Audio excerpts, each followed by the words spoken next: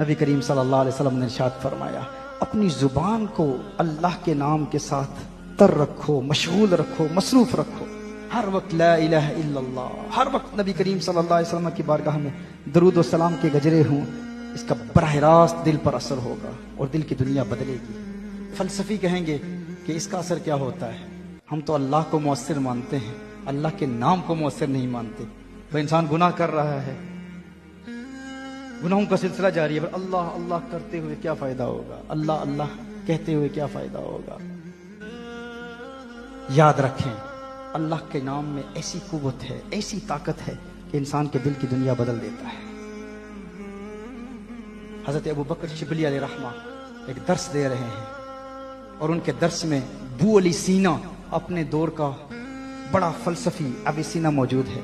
آپ اللہ کے نام کی قوت بیان کر رہے ہیں کہ اللہ کے نام میں اتنی تاثیر ہے کہ اللہ کا نام انسان کے دل کی دنیا بدل دیتا ہے۔ ابو علی سینا کھڑا ہو جاتا ہے، وہ کہتا ہے، اے ابو بکر شبلی، ہم نہیں مانتے۔ کہا کیوں نہیں مانتے؟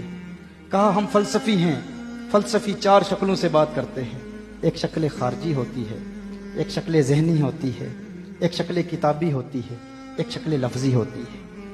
اب جہاں اہل علم بیٹھے ہیں، فلسفہ پڑھنے پڑھانے والے، آپ احباب کے لیے آسان کر دیتا ہوں۔ شکل خارجی مثال کے طور پر آگ ہے، آگ کی ایکچوئل ایگزسٹنس، اس کا خارجی وجود، اس کی شکل خارجی ہے۔ شکل ذہنی کیا ہے؟ آپ آگ کے بارے میں سوچیں تو اس کی شکل ذہنی ہے، آپ کاغذ پر آگ لکھیں تو شکل کتابی ہے، آپ آگ کا تلفظ کریں تو شکل لفظی ہے۔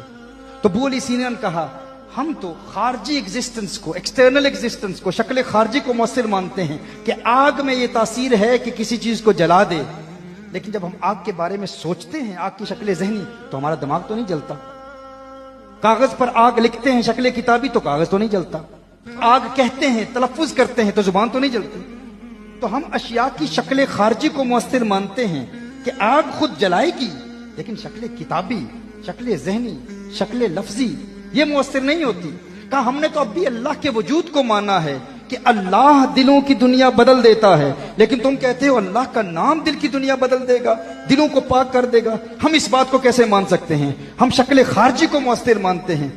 ابو بکر شبلی علیہ رحمہ اللہ کے ولی ہیں، ان کی دعوت و تبلیغ کا کام اپنا ہے، جدا انداز ہوتا ہے اولیاء کا۔ انہوں نے کہا تو گدھا ہے، اب گدھے کو کون سمجھائے؟ اب ابو علی سینا اپنے دور کا فلاسفر، بڑا فلسفی، وہ جلال میں آ گیا، غصے میں آ گیا۔ ابو بکر شبلی اتنے بڑے شیخ، آپ نے مجھے گدھا ہی کہہ دیا، اتنے بڑے مجمع میں چہرہ سرخ ہو گیا۔ ابو بکر شبلی رحمہ فرماتے ہیں، میں تجھے یہی بات سمجھانا چاہتا تھا، ایک مسئلہ سمجھانا چاہتا تھا۔ تو نے بڑی رونت سے کہا نا کہ فقط شکل خارجی ہی مؤثر ہوتی ہے، شکل ذہنی، شکل کتابی، شکل لفظی مؤثر نہیں ہوتی۔ کہا میں نے لفظ گدھا کہا، دیکھ تیرے چہرے کا رنگ بدلا کہ نہیں بدلا؟ کہا میں نے گدھا کہا، اگر گدھے کے نام میں اتنا اثر ہے کہ تیرے چہرے کا رنگ بدل سکتا ہے، تو اللہ کے نام میں اتنا اثر کیوں نہیں ہوگا کہ تیرے دل کا زنگ دور کر دے گا، تیرے دل میں نور پیدا کر دے گا۔